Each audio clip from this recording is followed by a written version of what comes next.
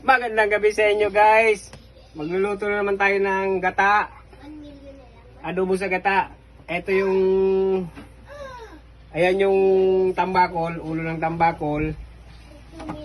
Haluan natin guys ng tilapia. Hindi naman siguro papalagyan kung pag-haluin natin sila. Tapos lalagyan natin siya ng talong. Yun ang pinakagulay niya. Andiyan na yung luya, sibuyas, bawang, tsaka siling, malaki, green. Iwain lang natin yung talong. Tapos i-adobo muna natin siya. Tapos mamaya, pag tuyo na yung sabaw ng adobo, gagataan natin. Yung asawa ko magpipiga nito kasi masakit yung kamay ko eh. Buti na kapag ano pa tayo ngayon, nakakapag luto pa. Kala ko hindi na ako mapagluto ngayon eh. Salamat kay Lord at nakaligtas pa ako sa sa aksidente ng isang gabi. Yan. Haluan natin siya ng talong.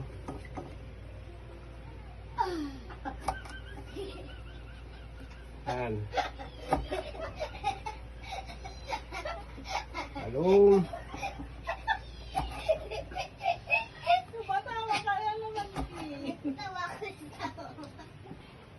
Yan.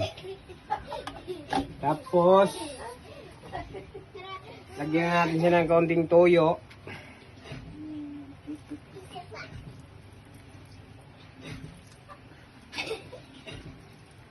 Saka kaunting suka. Sindihan natin para maluto. Pag hindi natin sinindihan, hindi yan maluluto. Ayan. Patutuyuan lang muna natin ng konti. Tapos, papipigayin na natin yung gata. Lalagyan natin mamaya ng gata. Haluan natin ng tilapia. Kasi alanganin eh, kulang yung tambakol eh. Kulang sa mga anak ko. Yan. May tambakol na sa ilalim. May gulay sa gitna. May tilapia sa ibabaw. So, ayan. Pag-ibasan lang natin yung konti. Tapos mamaya, gataan na ulit.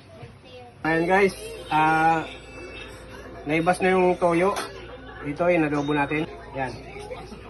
Lalagyan natin siya ng gata.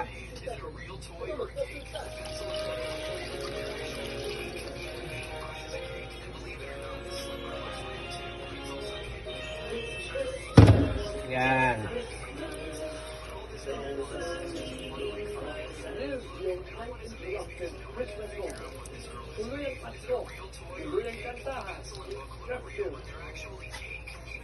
Lulutuin na natin ngayon siya sa gata.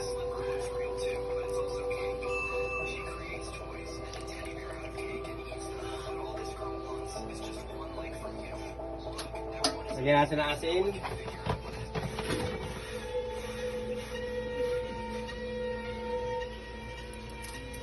Tapos, pakuluan natin uli.